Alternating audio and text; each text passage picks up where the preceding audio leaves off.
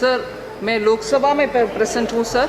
हाँ हाँ, आप बोले। I want the bill to be taken up for consideration.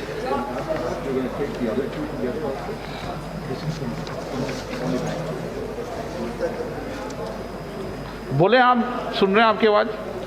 ठीक है sir. Sir, the bill to move, the bill further to amend the Banking Regulation Act 1949 be taken into consideration.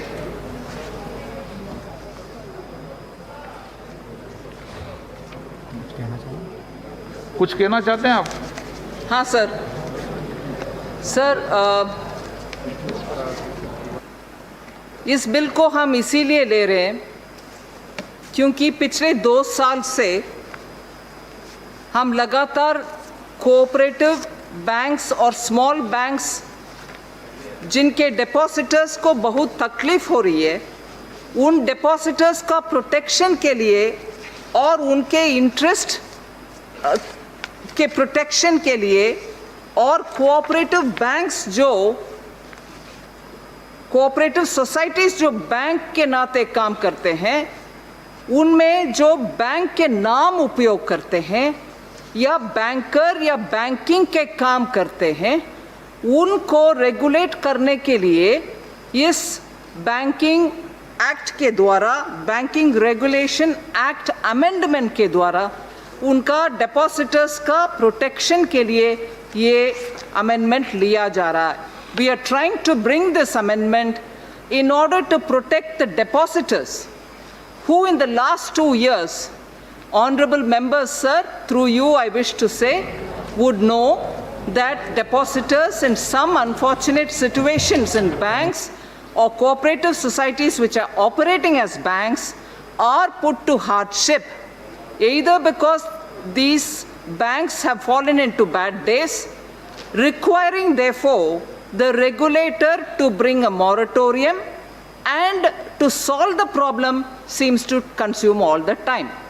इस regulation इसीलिए एक act के द्वारा, bill amendment के द्वारा हमने मार्च बजट सेशन के समय उसको पेश किया था.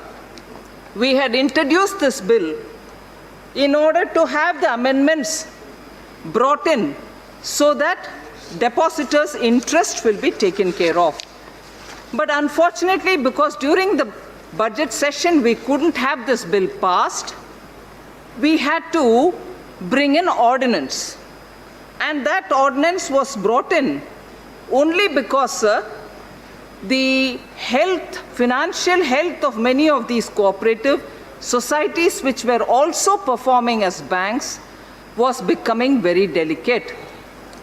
मैं सदस्य गण सबको आपके द्वारा ये जानकारी देना चाह रही हूँ कि कोऑपरेटिव बैंक्स का हालात थोड़ा गंभीर होने के कारण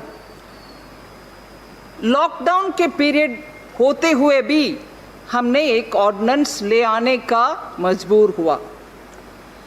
कोऑपरेटिव बैंक्स का हालात बोलने के समय में ये ध्यान दिलाना चाह रही हूँ कि 277 अर्बन कोऑपरेटिव बैंक्स का फाइनेंशियल स्टेट ऑफ अफेयर्स बहुत ही वीक है. 105 ये 277 urban cooperative banks loss report कर रहे हैं. 105 अर्बन कोऑपरेटिव बैंक्स उनका अपना मिनिमम रेगुलेटरी कैपिटल रिक्वायरमेंट भी भरपाई नहीं कर पा रहे हैं. Meaning 105 urban cooperative banks are unable to meet even the minimum regulatory capital requirement. So 47 having negative net worth, 47 का net worth negative है. फिर 328 urban cooperative banks are having more than 15% gross NPA.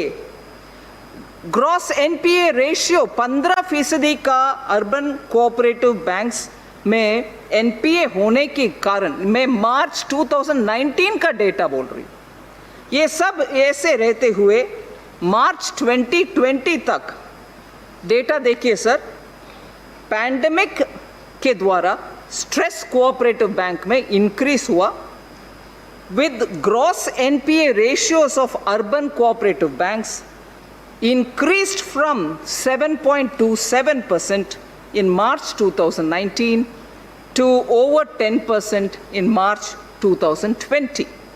Therefore, it was felt that in the interest of the depositors, we should have this ordinance brought in.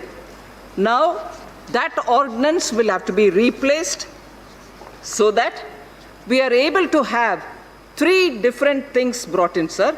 Section 3 का amendment हो रही है, Section 45 का amendment हो रही है, Section 56 का भी amendment हो रही है.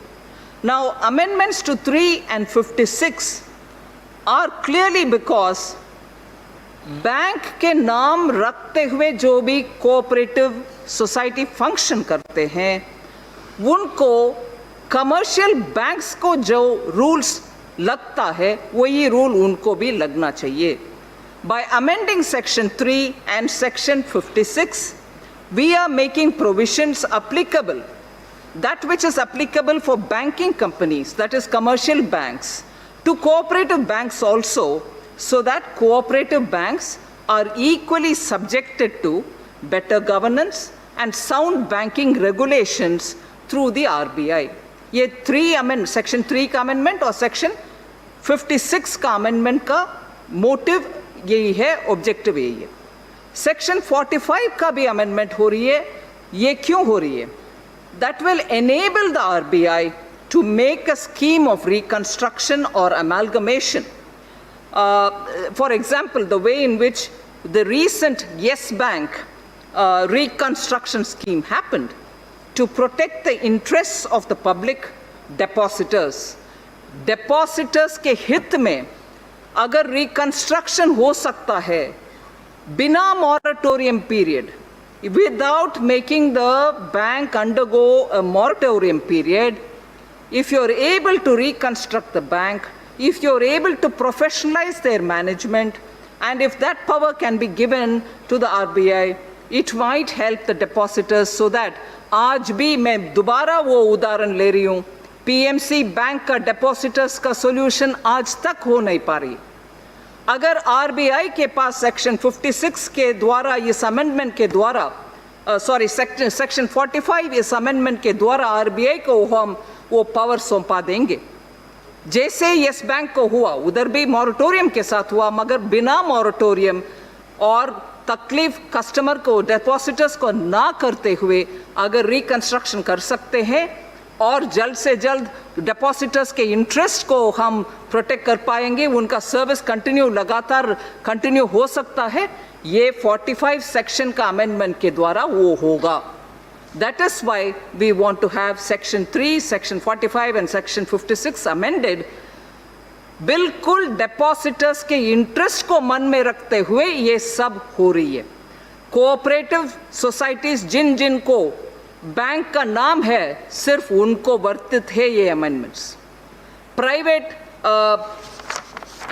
प्राइमरी एग्रीकल्चरल क्रेडिट सोसाइटी को ये लागू नहीं है. This does not apply. This shall not apply to the primary agricultural credit societies.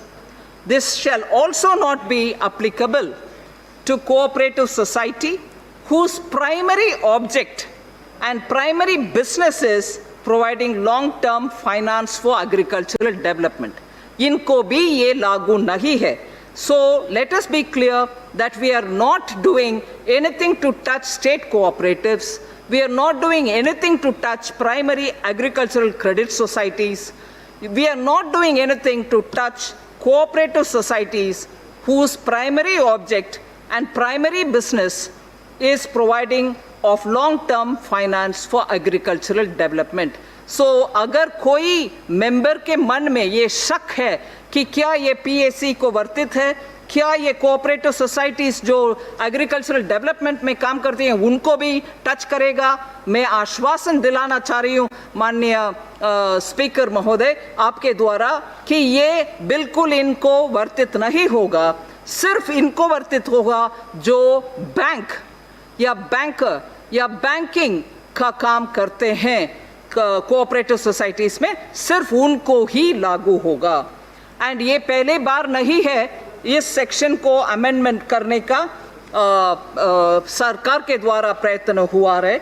Section 3 का 56 का अमेंडमेंट इससे पहले भी हुआ है, इसीलिए कोई ये ना गलतफहमी में रहे कि ये क्या हो रही है, इस बार क्यों ऐसे कर रहे हैं। इससे पहले भी सेक्शन 3 और सेक्शन 56 का अमेंडमेंट भी हुआ है, एक बार 68 में, 65 में, 1965 में, 1984 में, 1987 में, 1989 में और 2012 में भी इन सेक्शन का अमेंडमेंट हुआ है। सो इन्हीं शब्दों के साथ मैं इस बिल का कंसिडरेशन लेने के लिए आपसे रिक्वेस्ट करती हूँ।